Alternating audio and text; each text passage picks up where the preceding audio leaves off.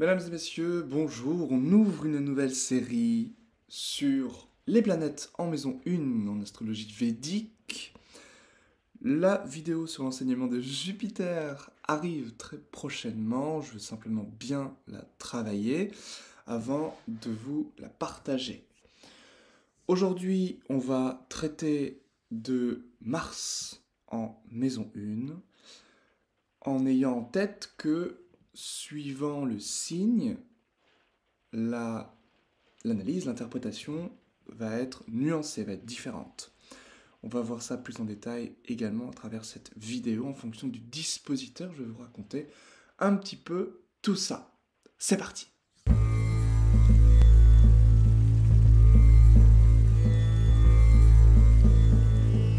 Bien, avant de commencer cette vidéo, je voulais simplement vous prévenir qu'il y a toujours la formation gratuite qui est en description. Si vous désirez commencer, débuter votre étude de l'astrologie védique, eh bien, c'est le premier lien dans la description pour recevoir cet extrait de webinaire qui dure 2 heures. Donc ça, c'est une chose. Et puis, si vous désirez aussi rejoindre l'académie, donc à 19 € par mois, c'est un abonnement où je publie du contenu régulièrement, en fait tous les jours, et vous retrouverez des podcasts, vous retrouverez des vidéos comme vous retrouverez sur YouTube, mais on va dire que je traite d'autres choses, vraiment des mises en pratique, et puis vous retrouverez également des vidéos en rapport avec le yoga, qui évidemment est une branche sœur avec l'Ayurveda, le Vastu, du Jyotish. Donc, dans cette vidéo, on va traiter de Mars en maison 1.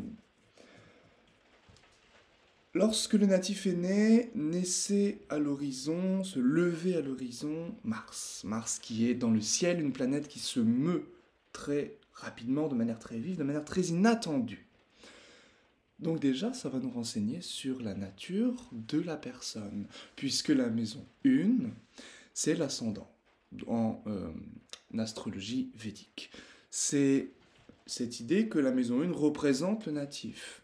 C'est son corps, c'est sa constitution, c'est sa personnalité et c'est sa vocation. Lorsqu'on veut travailler sur la vocation, évidemment il y a plein de facteurs à prendre, mais la maison 1 et son maître sont prioritaires.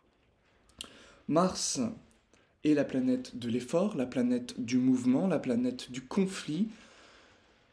On peut dire, sans prendre trop de risques, que le natif mènera une vie mouvementée.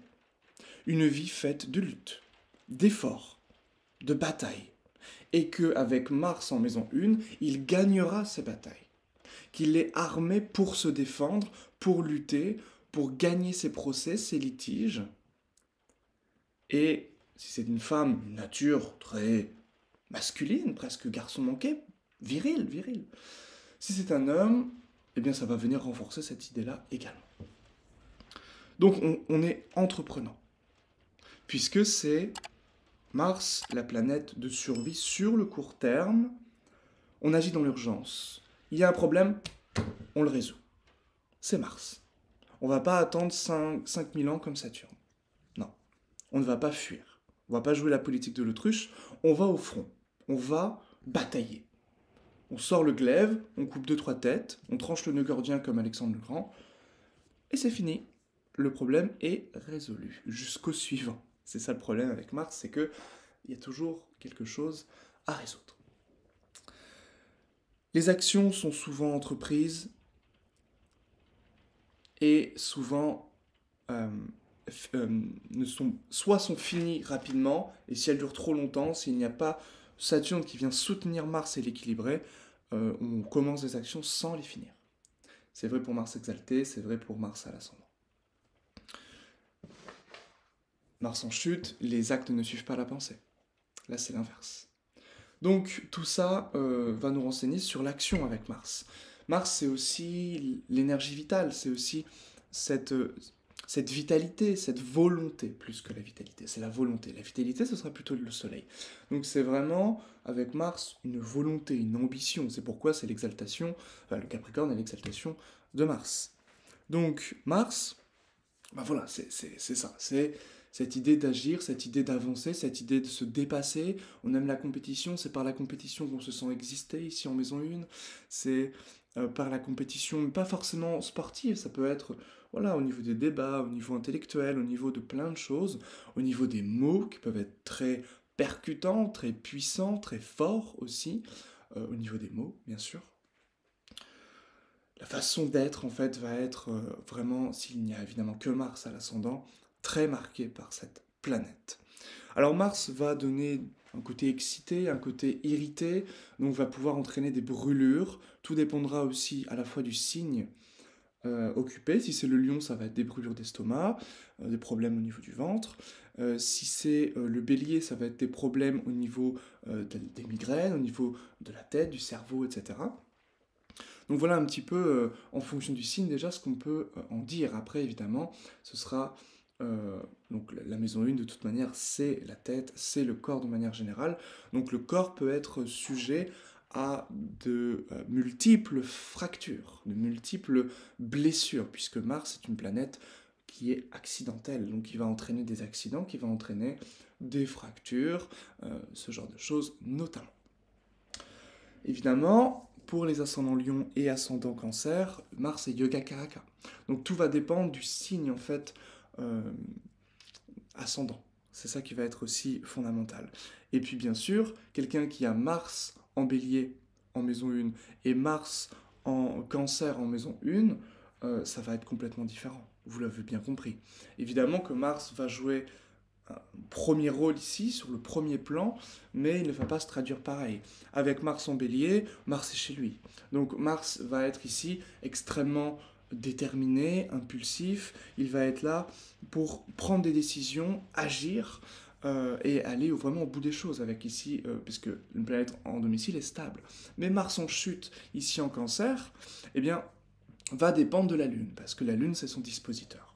Donc tout dépendra comment est placée la Lune. Si la Lune est en chute, avec Mars en chute aussi, là c'est pas bon du tout, parce que si le D9 ne rattrape pas les configurations du D1, là il y a une problématique. Les actes ne suivent pas la pensée. On peut avoir vraiment, on peut se sentir mal dans nos prises de décision, on peut se sentir mal avec nos enfants, avec notre éducation, avec notre manière de nous exprimer. On peut penser que c'est par la colère qu'on se fait entendre, alors que c'est pas franchement le cas.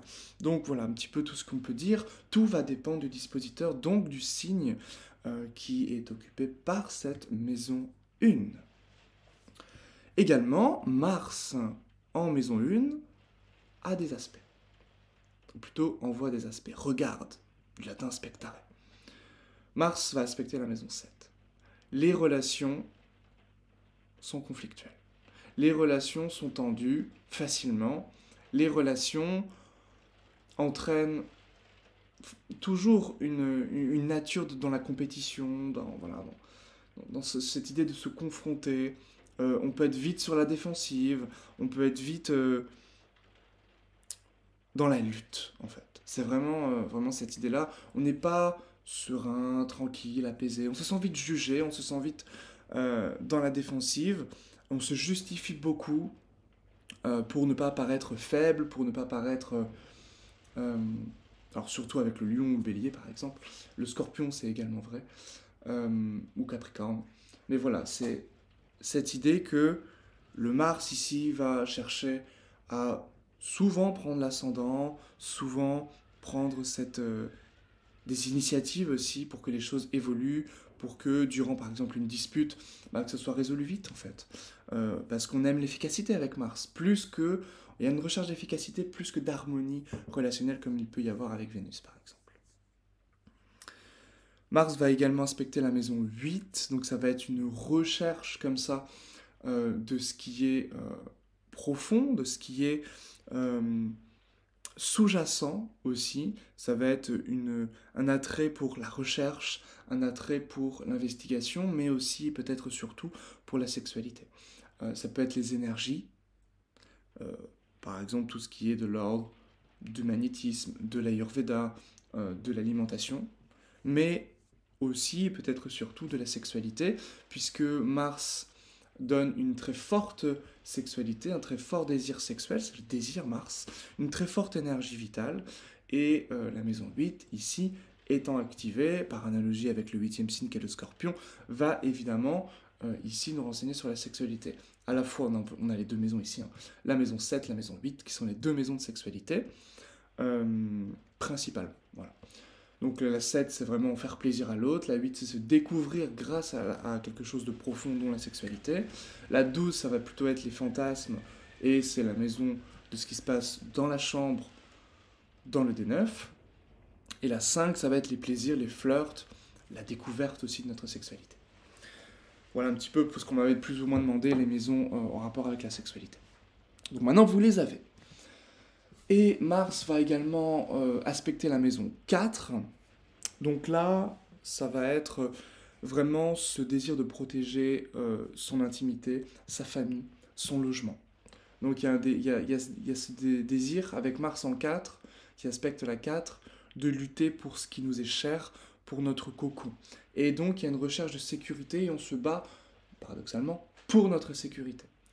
Donc ça peut faire des gens qui peuvent être très dans cette tradition, qui peuvent être très dans cette protection familiale forte.